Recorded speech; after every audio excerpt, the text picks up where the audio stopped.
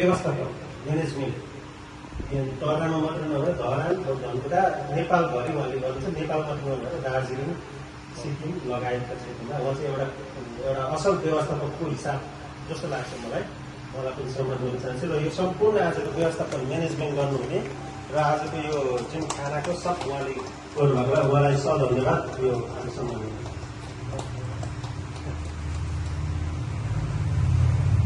र अब